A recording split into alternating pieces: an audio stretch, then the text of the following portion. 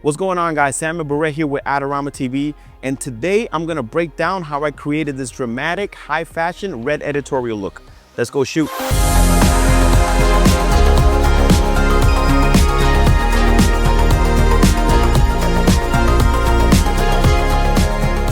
My goal for the image was to sculpt the fabric, preserve the separation between the red wardrobe and the white studio background, and create an overall high fashion editorial finish. Let's go check in with Gloria and see how makeup is coming along.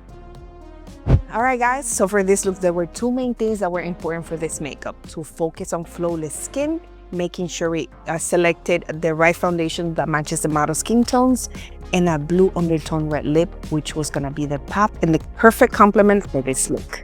All right, our model is ready. Let's shoot. I shot on the Canon R5 paired with the RF 28 to 70mm f2, one of my go-to lenses for editorial. For lighting, I went with the Flashpoint XPLOR 600 Pro 2 paired with an extra large umbrella with diffusion. For this specific shot, a single light is really all you need. To trigger my light, I used the new Flashpoint R2 Nano Pro. The long flow of fabric on the floor creates natural leading lines. I mainly shot a little wider to capture that effect, but also at 70mm to give me options. And honestly, I like the image better at 70mm. With styling, lighting, and mood all aligned, it was time to shoot. Before showing you the final results, let's jump into a photo to show you some handy tips and tricks I use in all my images. Here's the whole workflow. I tether to capture one, do color correction, exposure, and basic cleanup, then export my images as TIFFs and import them into a photo. In a photo, I do skin retouching, stray hair cleanup, background extension, background cleaning, and so much more. Let's take a look. A photo comes with a full suite of powerful retouching tools. You get blemish removal, skin smoothing, facial reshaping, teeth and eye enhancements, which I use all the time. There's a lot in here, and I'll be doing a more in-depth tutorial soon because the possibilities are honestly endless. Once you dial in the look you want on your first image, all you have to do is copy those settings and paste them onto your next photo. It's fast, it's consistent, and it feels like we're living in the future. One tool I use on every studio shoot is background adjustment, which is one of my favorite features in a photo.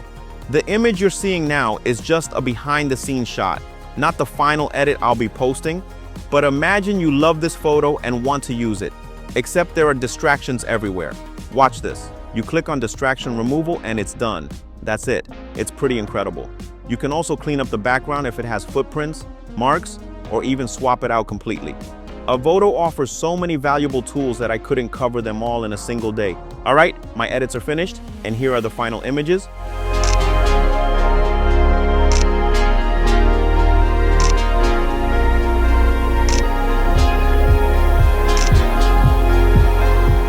For the same look, I decided to set up a second lighting setup. Here's the breakdown. I wanted a dramatic editorial spotlight look. My key light is the Flashpoint XPLOR 400 Pro 2 with the BFP optical spot projection. This creates that clean slice of light on my model. To add separation and a stage-like glow, I placed a Flashpoint XPLOR 600 Pro 2 behind her, also with the BFP optical spot projection. That backlight gives the rim highlight and really shapes the shot. I wanted the entire scene to feel red, so I bounced a Flashpoint Evolve 200 Pro 2 with a red gel into the ceiling. It washed the whole room with color without overpowering the subject.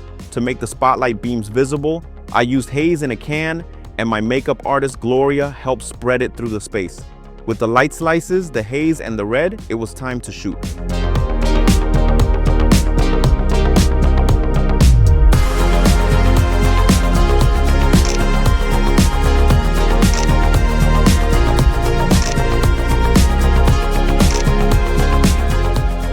All right, guys, that's a wrap. That was the breakdown. Let me know your thoughts about those images. Don't forget to like, subscribe, comment down below, and I'll catch you next time.